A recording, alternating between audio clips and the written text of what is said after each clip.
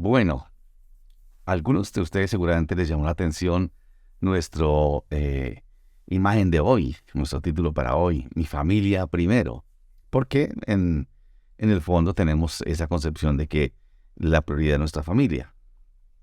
Por estos días se ha estado hablando de despenalizar ciertas conductas, hablando de que alguien dijeron que querían una manera de bajar la delincuencia era despenalizando ciertas conductas. Bueno, de eso no vamos a discutir.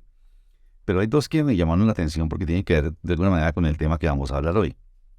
Una tiene que ver con el incesto. Y claro, mucha gente ha protestado y ha hablado acerca de si eso va a hacer que los niños tengan relaciones con adultos y todo eso, aunque entiendo que se refiere más a esas relaciones consensuadas entre adultos que yo no sabía tenías como delito o penalizadas y las quieren despenalizar. Ahora, yo no sé si ahí habrá espacio para que haya relación entre hermanos o entre padres e hijos adultos o cosas por el estilo, con consanguinidad, no tengo ni idea.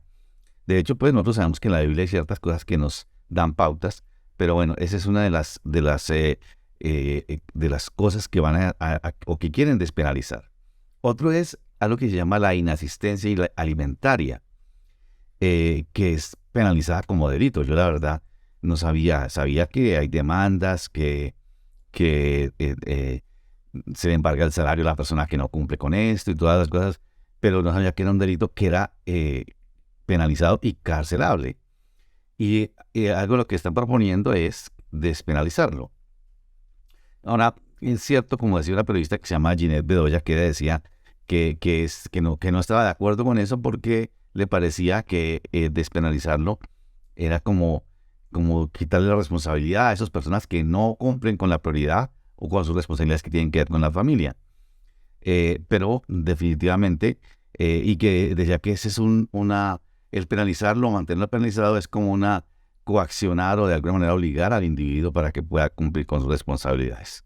Ahora, lo cierto es que parece increíble, no sé si a ustedes parece increíble, pero a mí también, que en una sociedad como la nuestra, donde decimos que somos tan adelantados, se tenga que usar una ley como amenaza para un individuo que cumpla con sus responsabilidades en su familia.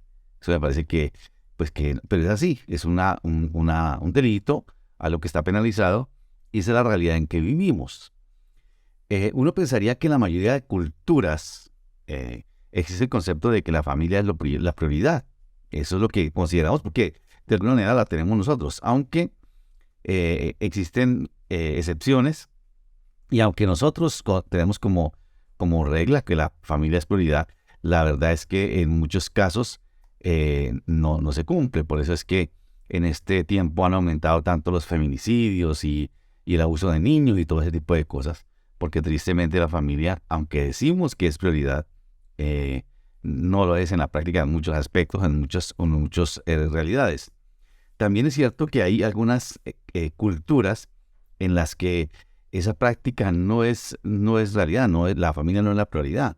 Por ejemplo, hay muchas culturas indígenas donde la familia no es la prioridad o los niños son la prioridad. Por ejemplo, algunos de ustedes nos han contado que en los indígenas de La Guajira, donde se dice que los niños mueren de hambre y la queja es que el gobierno no llega, que el Estado no llega. Y la verdad es que en muchos casos, como algunos han comprobado, eso es mentira, porque sí llega el Estado. El problema es que en esas culturas la prioridad no son los niños ni la familia, sino los caciques que reciben todos los recursos que llega del gobierno. Ellos se los quedan, se los toman, se embriagan y los niños no les llega el alimento y mueren de hambre. Eso es parte de esa cultura y de muchas culturas indígenas de nuestro contexto. Por eso es que algunos de estos asuntos indígenas que cuando se va a evangelizar a ellos dicen que no hay que dañarle la cultura, que si los evangelizamos les dañamos la cultura. Pero estas cosas no las tienen en cuenta, que es una cultura donde la prioridad no es la familia, es una cultura donde el que manda es el cacique y los niños se mueren de hambre. Y no es porque el Estado no llegue, claro, obviamente el Estado seguramente falla, pero no es que no llegue, llega, sino que esas culturas y en otras pasa lo mismo, ¿no? Cuando hablamos de volver a Dios, que hemos venido hablando en Malaquías, de volver a Dios para que Él se vuelva a nosotros, y que Él dice que recordemos, como vimos hace 15 días, hace 8 días, sus mandamientos y sus ordenanzas, tenemos que considerar todo lo que Él diseñó desde el comienzo, cómo es el diseño divino, que lo que Él planeó, y en este caso la familia, volver al orden inicial que se dañó y que se tergiversó con la caída.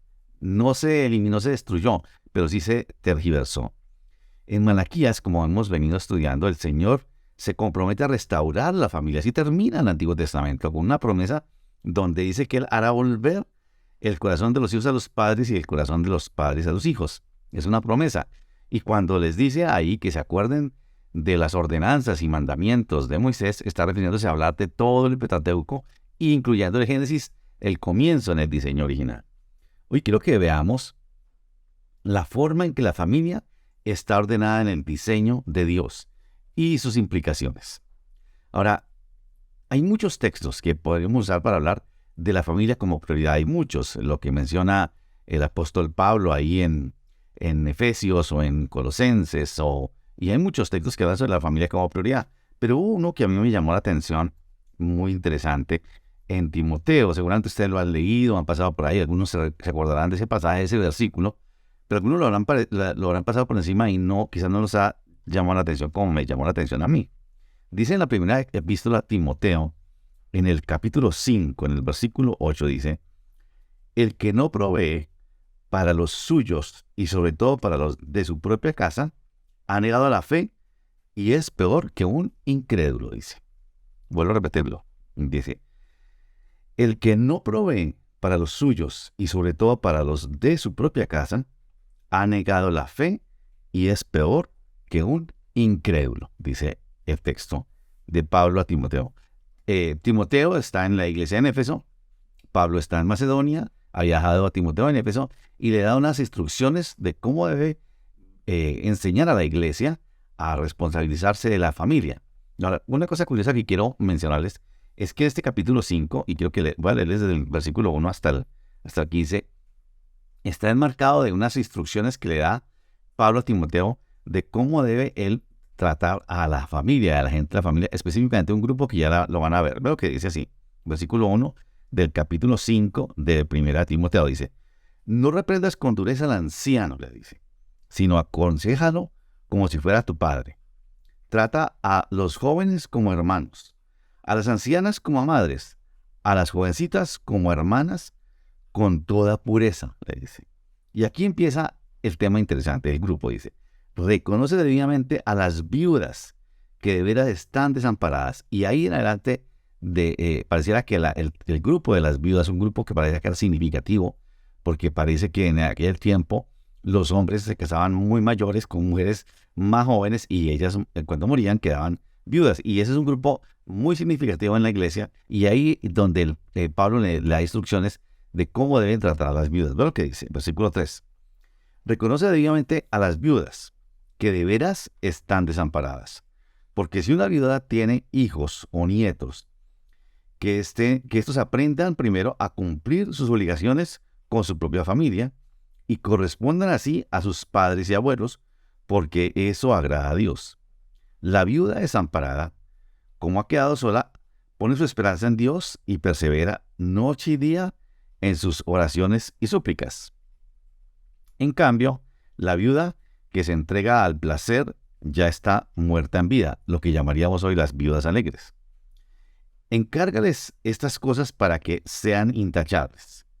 Y aquí viene el versículo, en medio de todo está este versículo: el que no provee para los suyos, y sobre todo para los de su propia casa, ha negado la fe y es peor que un incrédulo. Y continúa, versículo 9.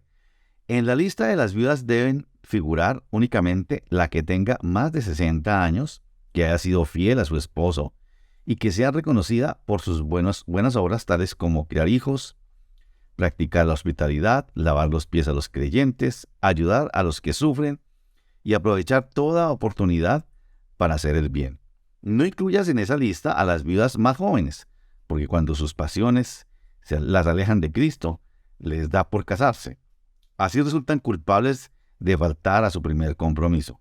Además se acostumbran a estar ociosas y andan de casa en casa, y no solo se vuelven holgazanas, sino que también chismosas y entrometidas, hablando lo que no deben.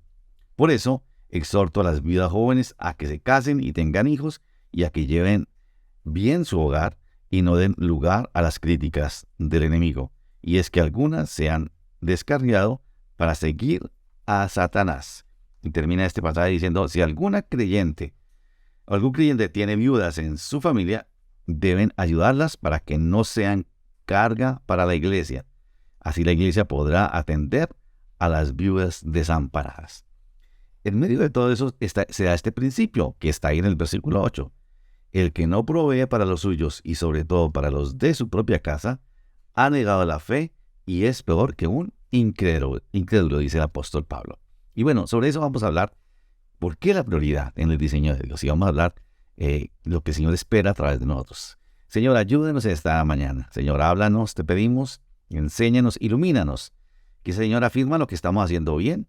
Corrígenos en aquello que estemos fallando, te pedimos. Queremos realmente que tú te vuelvas a nosotros. Y si para volvernos a nosotros tenemos que para volver a ti, ayúdanos a volver ese diseño original que tú hiciste, Señor. Estamos en tus manos y te damos gracias por esta oportunidad de estudiar tu palabra. Amén. Como les decía, dentro de las muchas enseñanzas de Pablo en sus cartas está esta enseñanza sobre la doctrina cristiana y sobre los principios de vida que caracterizaban a los cristianos que hacían parte de la iglesia, el cuerpo de Cristo. Aparece esta enseñanza sobre la vida de la iglesia y la familia. Eso es lo que menciona allí el apóstol Pablo. Después de hablar sobre cómo tratar en la iglesia a los hombres y a las mujeres mayores, a los jóvenes y a las jovencitas, Pablo se enfoca en las viudas que hacían parte de la iglesia, al parecer, como digo, un grupo significativo y muy vulnerable, porque una viuda en la escala social estaba en lo más bajo y era muy vulnerable por aquel tiempo. Y dice que le hable a los hijos y a los nietos para que sean considerados con su familia y especialmente con las viudas y que se encarguen de ellas. Y ahí es donde viene el principio de proveer primeramente para los de la casa. Y si ustedes se dan cuenta, hace una distinción entre las diferentes condiciones de viudas. Las viudas desamparadas, las viudas de más de 60 años, las viudas jóvenes que podían trabajar, las viudas alegres, como diríamos hoy, y otras que son ociosas, dice el apóstol Pablo. Y en medio de esa reflexión, incluye ese versículo 8, que habla de proveer primero para los de la casa. Ese principio de proveer para los de la casa. Y como decíamos ahora, es algo que nosotros creeríamos que está en todas las culturas, resulta que no. Hay culturas como las que le mencionaba, donde los niños son lo último, en el caso de los indígenas. Claro, nosotros vivimos otra realidad hoy en día. Hoy en otra realidad que nos vamos al extremo, ¿no? Donde los niños ya no son últimos, sino es el centro, lo más importante. Y uno escucha casos, yo recuerdo a mi esposa en alguna oportunidad preguntándole a alguien que le estaba en una llamada quizás y le preguntaba, ¿y qué está comiendo el niño? ¿Qué le das al niño de desayuno? Y la señora decía, no, lo que él pida. No me digas, el niño come a la carta en la casa. No, el niño no come lo que todo el mundo come, sino que él come especial. Y resulta que nos hemos ido al otro extremo, donde ellos son los que dominan, los que mandan, ellos son los que deciden lo que se hace, porque es así. Y nos hemos también desfigurado el principio que vamos a ver ahora, que el Señor habla de la prioridad en la familia. Quiero que veamos dos cosas y que me permitan comenzar por el final, donde dice que el que no cumple ha negado la fe y es peor que un incrédulo. Ahora, si nosotros preguntamos, ¿por qué nosotros consideramos que nuestra familia es la prioridad? ¿Qué diríamos, no? Bueno, Sebastián dice que es nuestro primer ministerio, pero no seamos como tan cristianos todavía. Pensemos más bien afuera, ¿no? Porque nosotros consideramos que sí, lo hemos aprendido, que es nuestro primer ministerio. Pero afuera, preguntémosle a la gente, ¿por qué consideran que su familia sería de prioridad? Y seguramente encontraríamos que la mayoría diría que por amor, que nos une un vínculo afectivo y por eso nuestra familia es la prioridad.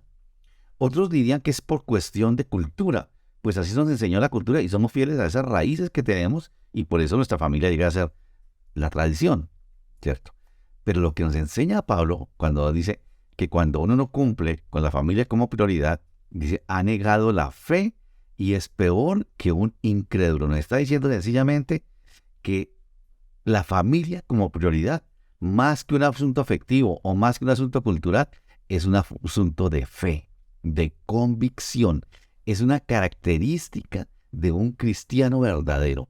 Proveer y tener como prioridad a su familia. Es una característica. Y quiero que lo tengan en mente porque más adelante vamos a darnos cuenta que está bien que lo hagamos por afecto y aún por raíces, por la costumbre, por la cultura, pero nomás veámoslo en el afecto. Para muchos sí, la prioridad es la familia, el problema es que el afecto cambia. Por eso es que uno descubre hermanos que se amaban, pero que después encuentra que llevan años sin verse y se odian.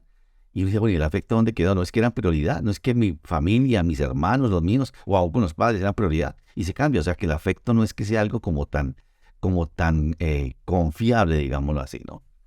Eso suele suceder porque ya se han visto, el afecto cambia, se acaba, el amor se diluye al punto de que esa familia, que fue mi prioridad, es cambiada por otras prioridades y otras familias. Es increíble, ¿no? Eso pasa, por ejemplo, con el divorcio. Nosotros tenemos la esposa, que es nuestra prioridad, pero llega un momento donde, como dice, se agotó el amor de tanto usarlo y esta mujer ya no es mi prioridad, ahora tengo otra que es prioridad. Y mis hijos, los que tenía con ese otro matrimonio, sí son prioridad, pero ahora tengo otros que también son prioridad. Entonces, como que se confunden las cosas ahí y ya la familia no es la prioridad como se plantea en el diseño original de la Biblia. Por eso es importante que tengamos en mente lo que Pablo dice. Ha negado la fe. La familia como prioridad es cuestión de fe, de doctrina, de obediencia, de compromiso, primeramente con Dios, no con la misma familia, sino con Dios. Es muy interesante eso. Ustedes me han escuchado, por ejemplo, un texto que me fascina mucho, un versículo que me gusta, en Colosenses, capítulo 3, versículo 23, donde el mismo apóstol Pablo, en el marco de un código de ética familiar, donde habla a los esposos que traten de tal manera a la esposa, que ya trate a los esposos de tal manera, y a los hijos también les dice, en el versículo 23, y todo lo que hagas, hazlo de corazón, como para Dios y no para los hombres. Hazlo de corazón, como para Dios y no para tu esposa, o para tu esposo, o para tus hijos, o para tus padres. Hazlo de corazón. Claro, uno pensaría que la palabra que usa para corazón es el sentimiento. Si yo lo hago porque lo siento, ¿no? Hago todo para mi esposa, o mi esposo, o mis hijos, o mis padres porque lo siento. Interesante que la palabra que el apóstol Pablo usa ahí, cuando habla de corazón, es la psique. Y todo lo que hagas, hazlo con la psique, como para Dios y no para los hombres. Lo que está diciendo sencillamente es que no es la pasión, no es el afecto el que me mueve, para que mi familia sea lo primero, sino que es la decisión. Y lo hago porque es como es para el Señor, lo hago por fe, por compromiso. Y quiero que noten la diferencia tan grande. Porque a veces nos movemos solamente por eso, ¿no? Porque me nace, porque lo siento. El problema es cuando no lo sienta y cuando no me nazca. Pero como yo soy un cristiano que primeramente quiero agradar a Dios, entonces lo hago porque yo decido hacer las cosas como para el Señor y no para las personas, incluida mi familia, lo hago por el Señor. También puede suceder que la familia deje de ser prioridad porque adaptamos a otra cultura. Yo me convierto a otra cultura, cambio de cosmovisión y terminamos desligándonos de esa cultura y la familia deja de ser prioridad. Recuerdo que hace algunos años estábamos con mi esposa dictando participando en un diplomado de familia, la cultura y todo eso en la Universidad Bautista, y alguien me preguntó cómo era la familia en ese tiempo, eso hace como 20 años, y descubrí un librito de Josh McDowell que se llama Es bueno y es malo, hace 20 años, el librito es como de hace 25, y él hablaba ahí del concepto de familia que tenían las tribus urbanas, y él decía que para esas tribus urbanas, que no sé si todavía se habla de eso, aunque muchos jóvenes siguen algo parecido, es que el concepto de familia es que mi familia no son esos que me unen por lazos de consanguinidad, sino que mi familia son aquellas personas que me aportan, que me hacen sentir bien, con los que me siento a gusto. O sea, por ejemplo, puede ser que Zulay e Iván es mi familia, porque me caen bien, la pasamos bien, nos reunimos. Esa es mi familia en este momento. Pero si mañana Víctor y Adriana me ofrecen a mí algo mejor, y me siento bien con ellos, me aportan, me hacen sentir bien, fácilmente yo cambio de familia. Ya mi familia prioridad no son Iván y Zulay, sino que son Adrián y Víctor. Cambio de cultura, cambio y sencillamente el concepto o la prioridad misma cambia ahí. Pablo dice algo tremendamente contundente. El que no provee para los suyos y principalmente para los de su casa, los de su familia, ha negado la fe y es peor que un incrédulo. La palabra que se usa ahí es peor que un infiel, dice allí.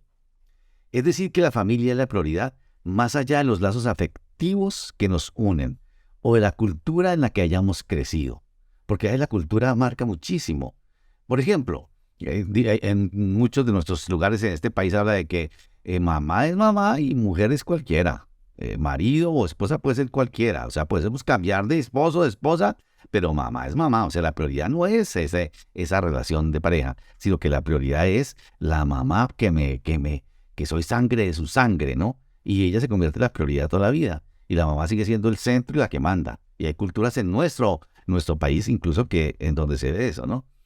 Es decir, que la familia es prioridad más allá de los lazos afectivos que nos unen o de la cultura en la que hayamos crecido. Es cuestión de convicción. Si yo soy cristiano, la prioridad de mi familia, porque yo obedezco a Dios, porque quiero agradar a Dios, que todo lo hago para Dios, aunque, aunque no haya afecto, aunque no haya cultura, sino que es más allá de eso. Es prioridad porque es un asunto de fe, de convicción. Es una característica de un buen cristiano, proveer para la familia. De un legítimo cristiano es eso, ¿no? La familia es la prioridad porque es un asunto espiritual, más que de consanguinidad, de lazos familiares, de afecto. Es un asunto espiritual, que Dios lo creó así. Es un asunto del diseño divino. ¿Ustedes recuerdan que el Señor dice allá a Israel en Malaquías en el capítulo 2 que no aceptaba las ofrendas que ellos le daban? Porque ellos habían sido infieles con la mujer de su pacto. Y yo decía, bueno, un momento, Señor. No, una cosa es los problemas que tengo con mi esposa y todo eso, pero otra cosa somos nosotros. Y Dios dice, no, Señor, ustedes han sido infieles, desleales a la mujer de su pacto. Y el Señor aborrece el repudio y en este caso el divorcio. Por eso dice, no, esto es una cuestión espiritual. Y eso involucra la misma relación con Dios, ¿no? Negar la prioridad que significa el matrimonio y la familia por encima de cualquier institución es negar la fe. Es dar un testimonio que no tiene nada que ver con un legítimo seguidor de Jesucristo. Por eso es tan importante lo que Pablo dice. Ha negado la fe y es peor que un incrédulo. Negar la necesidad de proveer para la familia, primeramente, es negar la esencia de la fe cristiana que profesamos. Es negar que soy cristiano.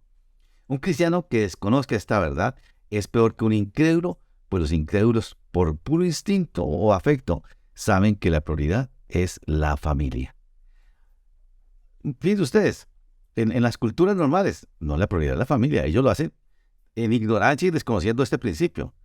¿Y por qué somos peor que un incrédulo si no cumplimos con eso? Porque lo sabemos, conocemos la verdad y no la cumplimos nosotros. Y los incrédulos, ellos sencillamente lo hacen porque para ellos es algo normal, como digo, por instinto o así sea por el afecto, ¿no? Un infiel que niega esta verdad es alguien desobediente, que no está dispuesto a poner su confianza en Dios y se precipita a su ruina. El desobedecer algo que tiene que ver con el diseño divino, como es la familia, como prioridad, acarrea consecuencias. Eso trae consecuencias y muchas cosas que vivimos hoy en día en nuestra cultura, en nuestras familias, es porque hemos desconocido principios como este, ¿no? Aquí surgen algunos interrogantes entonces, como por ejemplo, ¿cuál es entonces mi prioridad? Si está hablando de las viudas y de las mamás y todo eso, ¿mi prioridad es mi esposa y mis hijos, o mis padres y hermanos, o mi familia extendida? Y claro, aquí Pablo habla de las viudas, como digo, que tienen hijos y familiares que deben cuidar de ellas. Seguramente también se refiere a ser considerados con la familia extendida, como prioridad. Pero como la Biblia se interpreta ella misma, nos recuerda que el Señor estipuló y lo dice en tres partes. Lo dice en Génesis, lo dice en Mateo 19 y lo dice el apóstol Pablo precisamente en Efesios, en el capítulo 5. Dice que Dios dijo, dejará el hombre a su padre y a su madre y se unirá a su mujer y los dos serán una sola carne. Y Pablo le agrega ahí en Efesios, dice, grande es este misterio, dice Pablo. Ahora, interesante eso, ¿no? Entonces lo que está diciendo es la prioridad, su prioridad en su familia es su esposa, sus hijos y después el resto. Porque algunos pensarán que entonces, yo no ayudo a mis padres, yo no los, ya dejan de ser importantes para mí. No, sino que son prioridad mi núcleo familiar, mi esposa, mis hijos y después mis padres, mis hermanos, mis primos, los tíos, siguen siendo también prioridad, pero la prioridad a quien yo debo darle el primer lugar es a mi esposa. Y Pablo dice algo ahí, grande es este misterio, es increíble, ¿no? Que el Señor nos diga que debemos tener como prioridad a alguien que conocimos en el camino, que sí amamos, que lo que a veces como que el amor va cambiando y que es prioridad por encima de mis padres, de quien somos sangre, de nuestra sangre. Y Pablo por eso dice, grande es este misterio. Curioso, yo recuerdo, dentro de todos los casos que hemos encontrado con mi esposa en consejería, me acuerdo de un hombre que me decía, pastor, yo no sé qué hacer, no sé qué, porque eh, no tengo muchos recursos y pues tengo mis obligaciones en mi casa con mi esposa y mis hijos y mis padres están pasando necesidad. Y escucho a mi madre que me dice, no, usted primero conoció mamá que esposa y usted tiene que ayudarnos a pagar el arriendo, a sostenernos. ¿Qué hago, pastor? Imagínense, toda la vida en ese modelo de familia les habían enseñado que la prioridad es los papás. Papá es papá, mamá es mamá y esposa es cualquiera. Es increíble, en muchos contextos se ve algo así. Pero qué bueno que la Escritura, como les digo, nos explica que obviamente no es que los abandonemos, que en la medida en que podamos ayudarlos, los ayudamos. Pero la prioridad, donde yo proveer primero, es para los míos, mi esposa, mis hijos, sin abandonar el resto, porque puede llevarnos a malos entendidos, ¿no? Eso quiere decir entonces que mi prioridad es el núcleo familiar, sin olvidarnos del resto de la familia. Entonces, desde la misma creación, pasando por la historia de Israel y por la era cristiana hasta nuestros días, la prioridad de la familia, más que un asunto cultural, más que un asunto de afecto o de nexos consanguíneos, sigue siendo un asunto de fe, de convicción. Es algo espiritual porque hace parte del diseño divino que tenemos que tener claro nosotros, ¿no? Dar prioridad a la familia, sobre todo, es una característica que identifica a un verdadero cristiano. Eso es lo primero que tenemos que tener en cuenta. Ahora sí vamos a la primera parte del versículo que dice, el que no provee primero para su familia ha negado la fe y es peor que un incrédulo. Ahora, ¿proveer qué? Proveer primero para la familia, pero ¿proveer qué? Porque uno fácilmente se lleva, cuando hablan de proveer, habla de lo material. Y seguramente muchos decimos, yo proveo, yo trabajo de sol a sol para darle lo mejor, que no les falte nada, y les doy lo mejor de lo mejor a mi familia. El término en griego que usa el apóstol Pablo para proveer es proneo, que aparece muy pocas veces en el Nuevo Testamento, creo que solamente 3 veces, que eso dice mucho. Se refiere a cuidar de, a velar por, y se aplica a la providencia divina, se aplica más a Dios que a nosotros mismos, ¿no? Es decir, se aplica a Dios que tiene cuidado del mundo, tiene que ver con eso. O sea, que Dios cuando habla de proveer, de proneo, provee mucho más que lo material, no solamente lo material, mucho más que eso. Y eso es lo que queremos ver a qué se refiere cuando habla de proveer.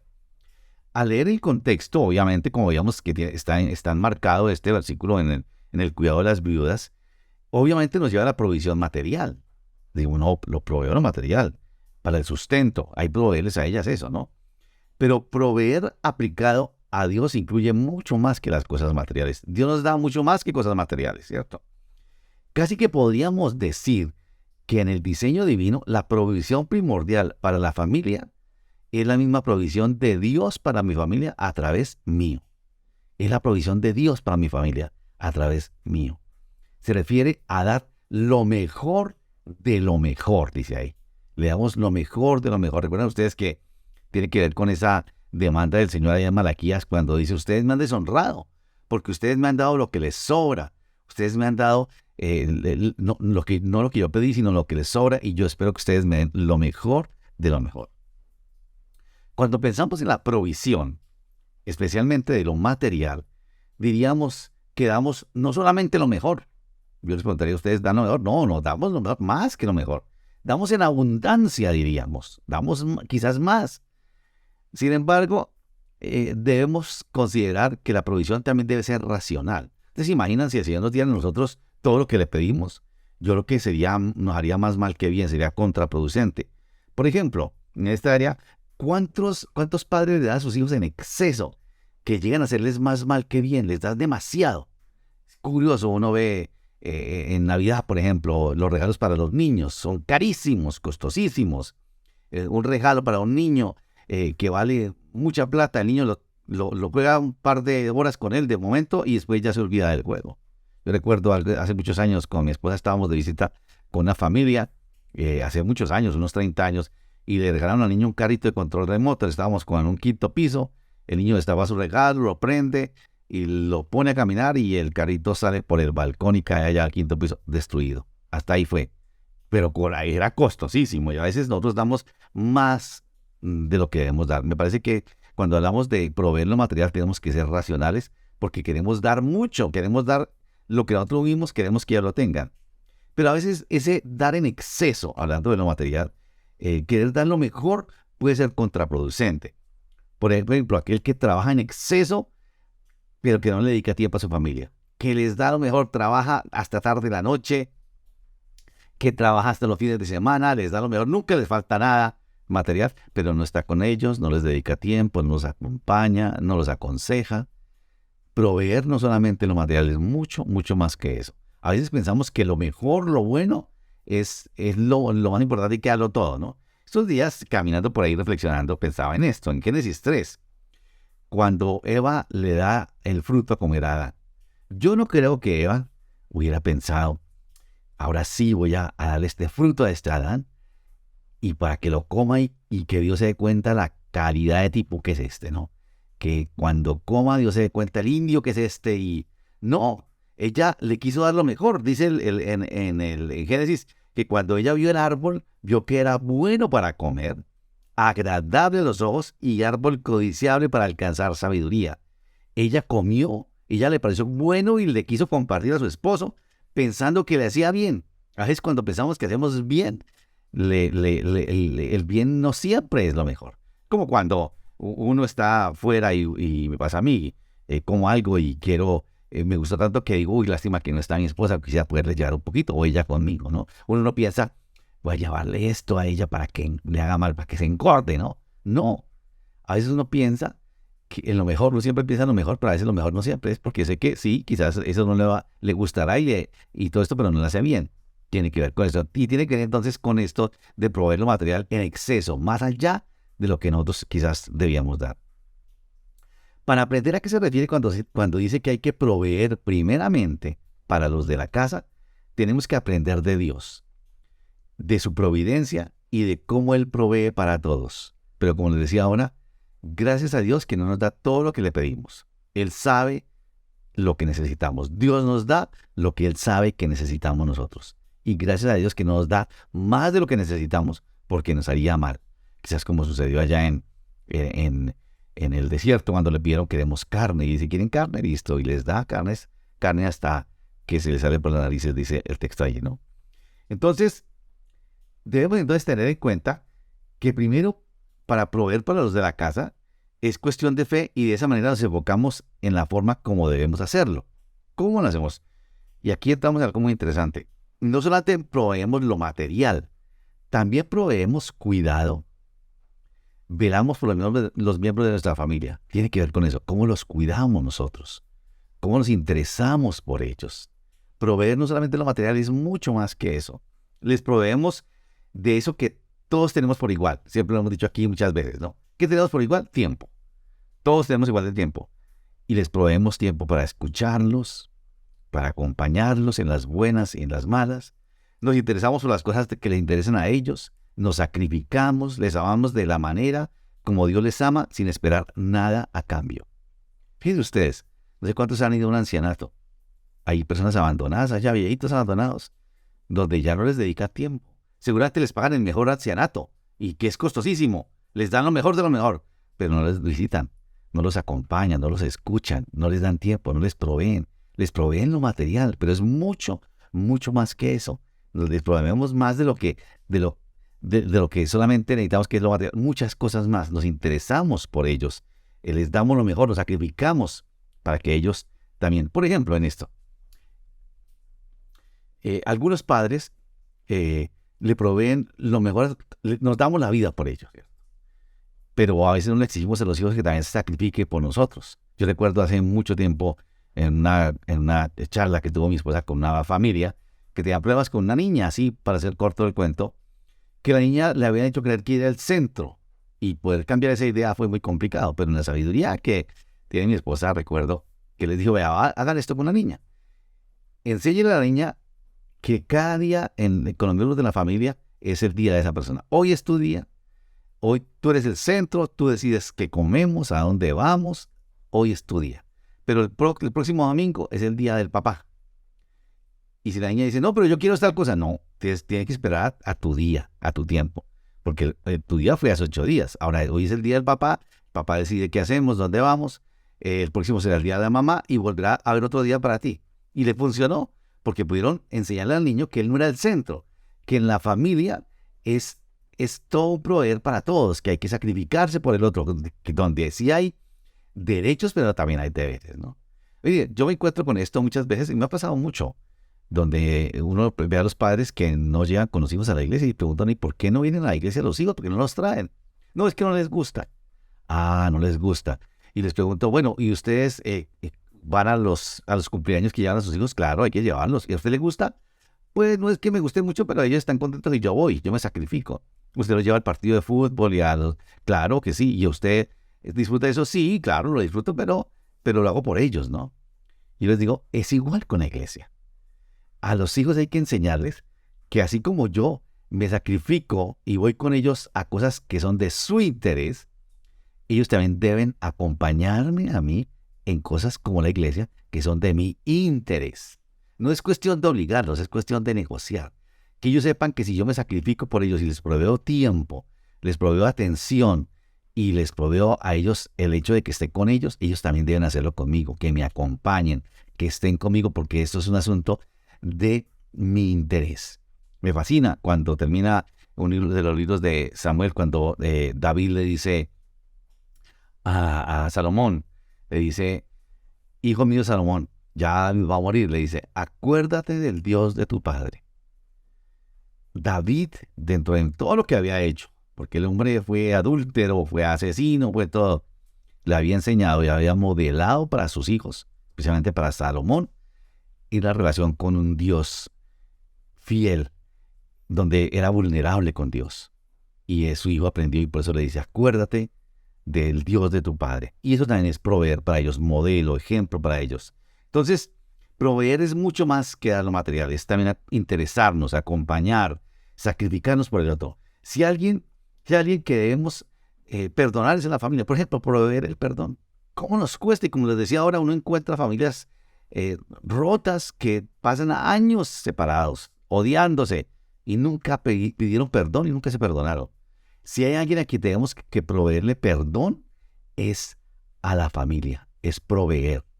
Ahora, no es que yo no perdono, sino no siento. No es si lo siente. Usted tiene que dar el primer paso. Cuando usted da el primer paso para perdonar, aunque no lo sienta, va a empezar a sentirlo. Y los primeros de los que hay que perdonar es a los de la familia. Y a los primeros que hay que pedirle perdón es a los de la familia. Eso es proveer paz, sanidad, restauración. Tiene que ver con esto.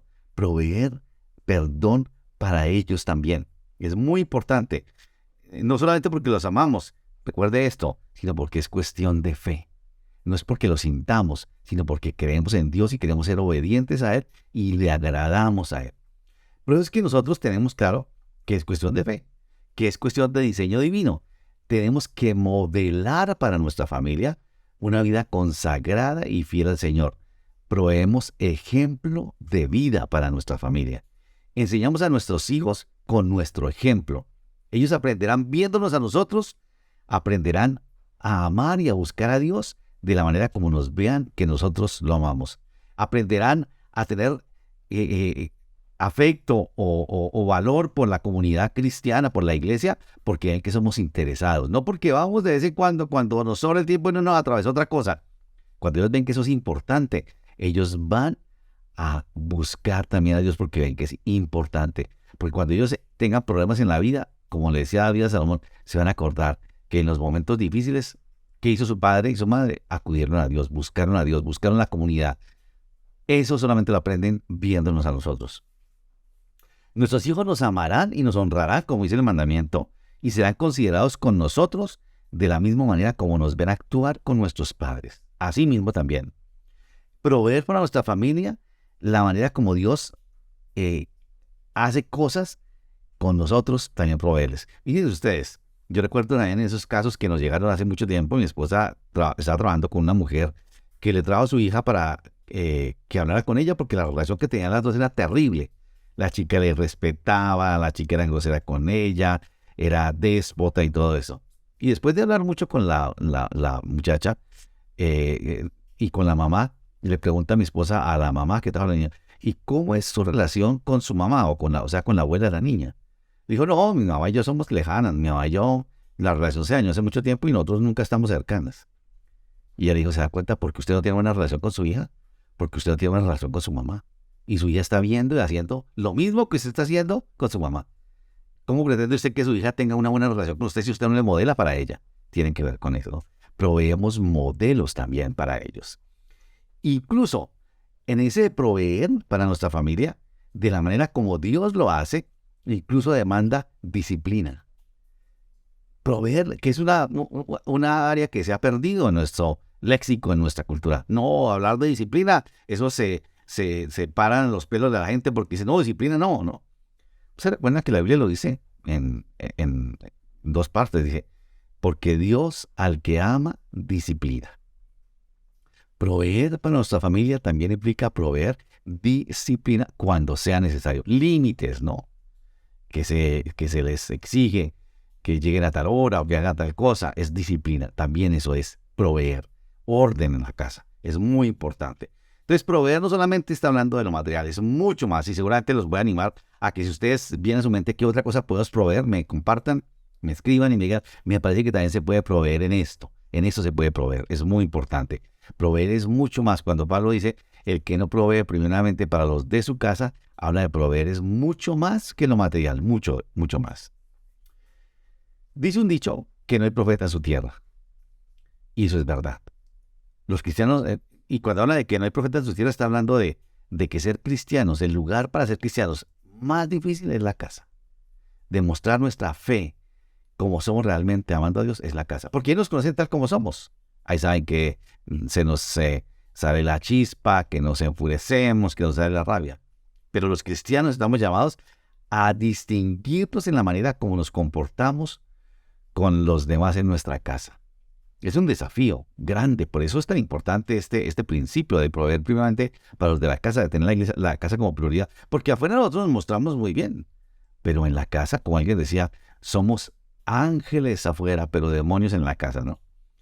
Es la manera como proveemos para ellos, aún siendo vulnerables, mostrándonos vulnerables que nos equivocamos y que rectificamos y que necesitamos pedir perdón, como decía ahora, y perdonar. Eso es muy importante, eso lo enseñamos en la casa. ¿Dónde se aprende a perdonar? En la casa. Cuando perdonamos y pedimos perdón, cuando nos humillamos. Eso es proveer todo esto, ¿no? Si es cierto que la casa, como digo, es el lugar donde quizás es más difícil para demostrar nuestra fe, porque nos conocen como somos. El desafío también es a mostrarnos vulnerables, como digo ahora, y a ser misericordiosos unos con otros, aceptándonos como somos. Recuerde esto. La misericordia de Dios se define como que nos acepta tal como somos, que nos equivocamos, humanos, igual Dios con nosotros. Y ahí también podemos experimentar la misericordia, donde nos aceptamos unos con otros y nos ayudamos. No nos divulgamos afuera, mire cómo es de que es cristiano y dice todas estas cosas. No, somos misericordiosos. Proveer primero para los de nuestra casa es cuestión de fe, recuerde eso. Es algo espiritual, es una evidencia de la fe en Jesucristo. No solo es cuestión de afecto o de consanguinidad o de cultura, es un asunto del diseño divino. Y Dios nos llama a nosotros.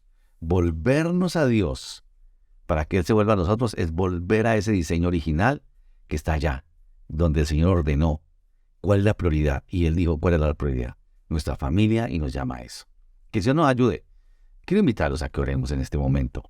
Que el Señor nos guíe, nos dirija, nos afirme aquello que estemos haciendo bien, nos corrija en lo que estemos mal y que nos ayude a implementar las cosas que nos faltan hacer. Entonces vamos a orar. Señor, gracias por tu palabra esta mañana. Gracias por enseñarnos algo que quizás sabíamos, Señor, que tenemos aún, quizás en nuestro ADN, que sabemos y hemos aprendido que la familia es la prioridad. Aunque honestamente, Señor, ¿cuántas veces lo olvidamos? A veces lo decimos de dientes para afuera. Y cuando en textos como este nos demandas a proveer lo mejor, nos tenemos que cuestionar si realmente proveemos lo mejor o no proveemos, o qué es lo que estamos proveyendo para nuestra familia. Quizás proveemos muchas cosas, Quizás muchos de nosotros y tal vez todos damos lo mejor de lo mejor. Materialmente no le faltará a nuestra familia. Pero a veces no tenemos tiempo para escucharnos, para acompañarnos, para interesarnos por las cosas del otro. Señor, ayúdanos a que podamos evidenciar, mostrar nuestra fe en la provisión que hacemos para nuestra casa, en todo esto, en el perdón, en el diálogo, en la misericordia, en tantas cosas, aún en la disciplina, Señor. Mira cada uno de los que estamos aquí, los que están conectados, los que escucharán esta grabación, Señor. Ayúdanos, Padre. Te pedimos a que podamos proveer primeramente para los de nuestra casa. Gracias por recordarnos por tu palabra cuál es nuestra prioridad, cuál es el diseño que tú hiciste o que tú hiciste para la familia. Y por recordarnos esto, Señor, más allá de la cultura en la que estemos, que podamos entender esto y obedecerlo, para que podamos ser testimonio a un mundo donde los valores están truncados, donde está yendo por caminos que no son, que los podamos seguir siendo luz, Señor, te pedimos. Gracias, Padre, por esta mañana, por darnos la oportunidad de estudiar tu palabra. Enséñanos y ayúdanos, te pedimos, en el nombre de Jesús. Amén.